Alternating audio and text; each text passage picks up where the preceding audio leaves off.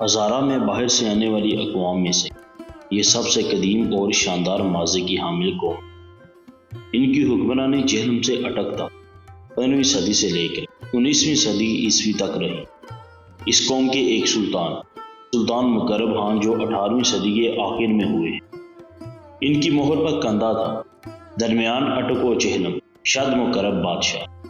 اس قوم کی عظمت و جلالت کے لیے اتنا کہہ دینا کافی ہے کہ مغل شہنشاہوں نے ان سے رشتہ داریاں اور قرابت پیدا کی، اور انہوں نے مغل سلطنت کے ساتھ تا دم آخر وفاداری استور رکھی، جس کی پاداش میں شیر شاہ سوری جیسے عظمہ سلطان سے مقابلہ کرتے رہے۔ ہمایوں بادشاہ کی واپسی پر ان کے قدم اس قوم کی امداد سے ہی ملک میں جم سکے۔ بسم اللہ الرحمن الرحیم۔ ہسٹری ایکسپوز کے معزز ناظرین، السلام علیکم ورحمۃ اللہ وبرکاتہ۔ معزز ناظرین، یہ بات مسند تواریخ سے پایا ثبوت کو پہنچی ہے کہ گکھڑ ایرانی نسل ہیں۔ یہ سلطان محمود غزنوی کے ساتھ پاک و ہند میں وارد ہوئے۔ سلطان محمود غزنوی نے ان کے سردار گکھڑ شاہ کو یہ علاقہ جس میں وہ آج تک آباد ہیں انتظام کے لیے سپرد کیا۔ ہاتھی خان پہلے وہ شخص ہیں جن کو بابر شاہ نے حلت کے ساتھ سلطان کا خطاب دیا۔ اس سے پہلے وہ راجہ کے لقب سے مکلف تھے۔ کہا جاتا ہے کہ اس قوم کے لوگ ابتدا میں آتش پرست تھے۔ ایک مورخ کے بیان کے مطابق خاقہ منشی خاندان کے عظیم فاتح قروس بزرگ اور ان کے پوتے دارپوش اول کے زمانے میں یہ قبیلہ ایران سے ترک سکونت کر کے اس علاقہ یعنی کوٹھار میں آباد ہوا تھا۔ مزید یہ کہ یہ علاقہ ضلع جہلم کے مقامات سہوا بکڑالہ کی درمیانی پہاڑیوں سے لے کر مشرق میں دریائے جہلم کے ساتھ ساتھ اور اس سے آگے شمال میں پھیلے ہوئے پہاڑوں کے دامن میں مارگلہ تک چلا گیا۔ مغرب میں اس کی حدود تحصیل راولپنڈی اور گجر خان تک ہیں۔ مغل بادشاہ نور الدین جہانگیر نے کوٹھار کے علاقے کو ہتھیا سے مارگلہ تک ہی قرار دیا۔ جیسے کہ معزز ناظرین پہلے یہ ہم بتا چکے ہیں کہ یہ ایرانی نسل ہے۔ یہ قوم انند پال کی فوج کے ساتھ رہی۔ اس کے بعد یہ محمود غزنوی اور محمد غوری کے طرفدار بھی رہے۔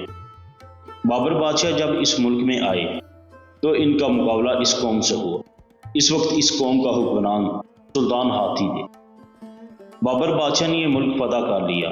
اس کے بعد گکھڑ قوم مغلوں کی حکومت میں دستے بازو رہے۔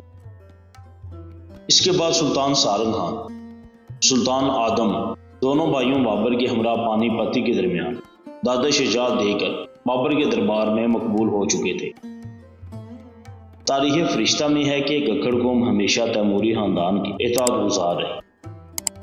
کہا جاتا ہے کہ جب ہمایوں بادشاہ اور شیر شاہ سوری کا مقابلہ دہلی کے قریب ہوا اور ہمایوں کی قوت میں ضعف آیا تو وہ اسی راستے سے کابل کی طرف بھاگنے کے لیے مجبور ہو گئے، تو ان کی مدد کے لیے سارنگ خان آئے۔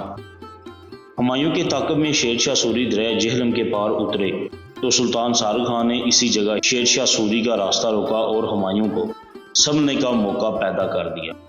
سلطان سارنگ خان سے نزاع نے ایک طویل جنگ کی صورت اختیار کر لی اور شیر شاہ سوری ہمایوں کا تعاقب جاری نہ رکھ سکے اور سلطان سارنگ خان سے نمٹنے کے لیے وہیں ڈیرے ڈال دیے۔ ہمایوں بادشاہ ملک سے فرار ہونے کے بعد ان کا مقابلہ شیر شاہ سوری سے ہوا۔ گکھڑوں کی ہمایوں سے وفاداری اور شیر شاہ سوری سے جبلس کے متعلق میجر راوروٹی اپنی کتاب اقوام افغانستان یادداشتوں میں لکھتے ہیں کہ جب ہمایوں بادشاہ ہندوستان سے مارچ 1540 میں بھاگے اور تقریباً 2 سال تک صوبہ سندھ میں پھرتے رہے اور شیر شاہ سوری اسی سال ان کے تعاقب میں ہوشاب پہنچے تو سب اخوان قومیں متعانہ اس کے سامنے پیش ہوئی، لیکن ایک قوم جو گکھڑ اس وقت سلطان سارنگ خان کی زیر قیادت تھی یہ حاضر نہ ہوئی۔ عباس سردانی نے جو شیر شاہ سوری کا مقصد تھے تاریخ شاہی لکھی، جس کا ترجمہ ایڈورڈ کالایوڈی نے انگریزی میں کیا، جس کو ایڈورڈ نے اپنی تاریخ ہندوستان میں نقل کیا۔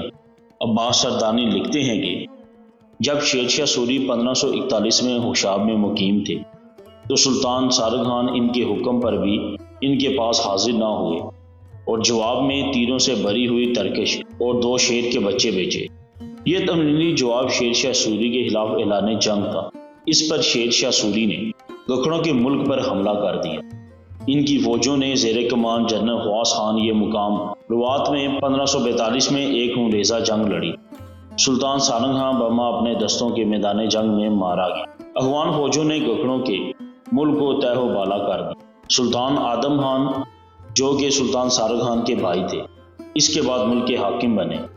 سلطان آدم نے سلطان سارنگ خان اور ان کے مقتول ہمراہوں کو روات میں دفن کر دیا اور اس پر ایک شاندار مقبرہ بنوایا، جس کا ذکر گگھڑ نامہ تاریخ گکھڑ جو شاہ جہاں کے زمانے میں لکھی گئی میں تحریر ہے۔ سلطان سارنگ خان اس کے بڑے بھائی اور ان کے بھتیجوں کی نعش روات میں میدان لشکرگاہ کے نزدیک دفن کی گئی تھی، جو کہ شہر عام پر اور برگاہ بڑوالا یا بروالا کی سرحد پر ہے۔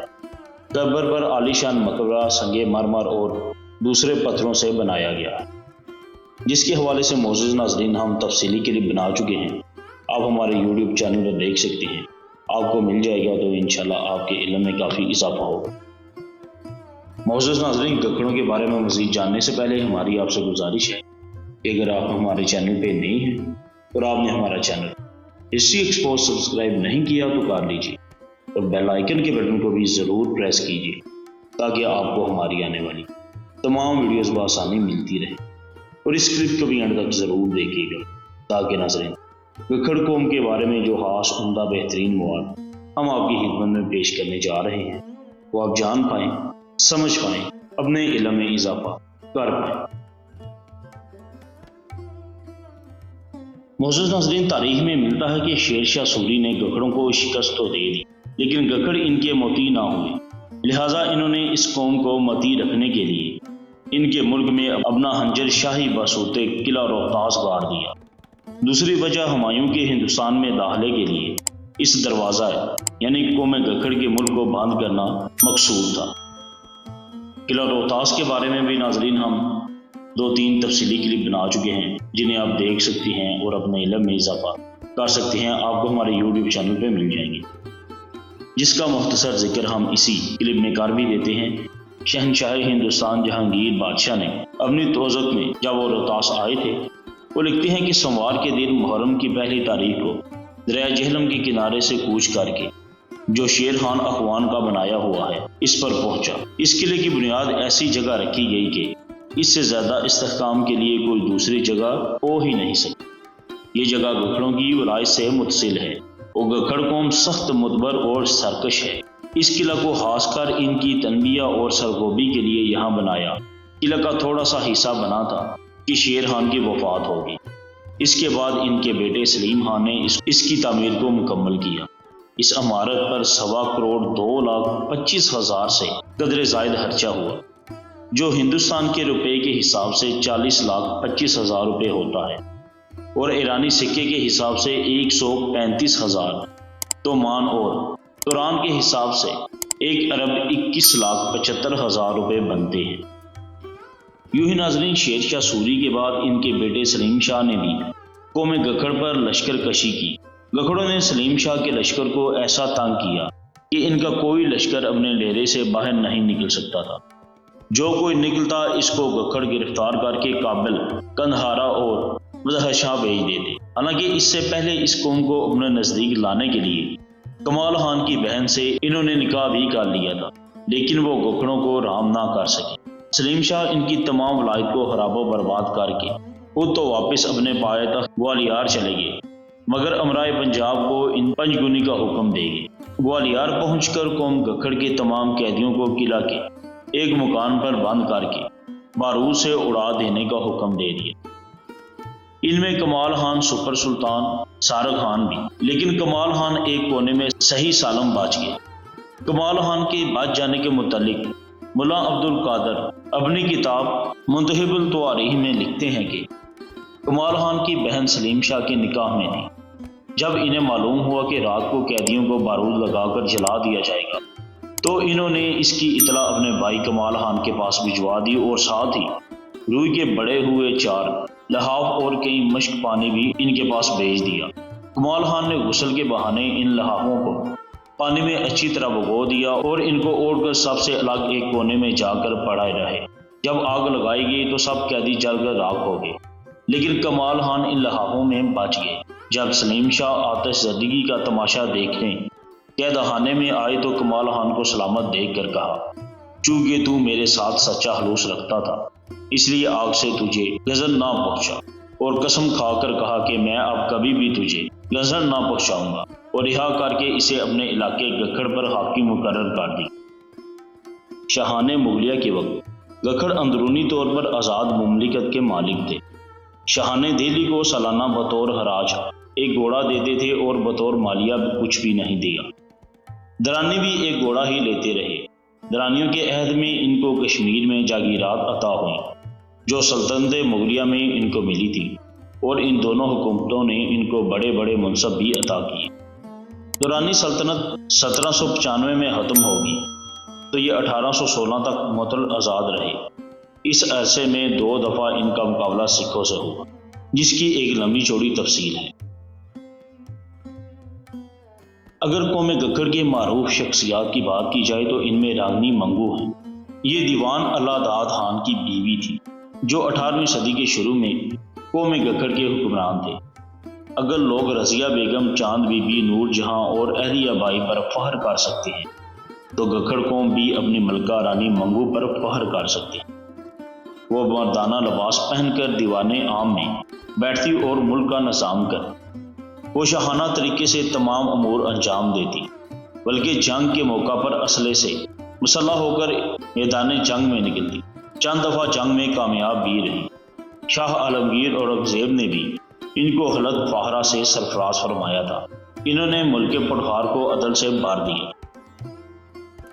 دوسرے نمبر پر ہیں سلطان مقرب خان، جن کا اصل نام مقرب خان تھا، گکھڑوں کا ایک بہت بڑا سردار، جن کی حکومت گجرات سے اٹک تک تھی۔ وہ گکھڑوں کی قبیلے ہتھیال سے تھے۔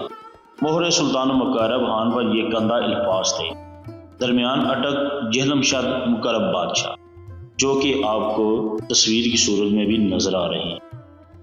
تیسرے نمبر پر ہیں راجہ نادر خان گکھڑ۔ اس نامور سردار نے 1857 میں جنگ آزادی میں انگریزوں کے خلاف کھلم کھلا آزادی بلند کیا۔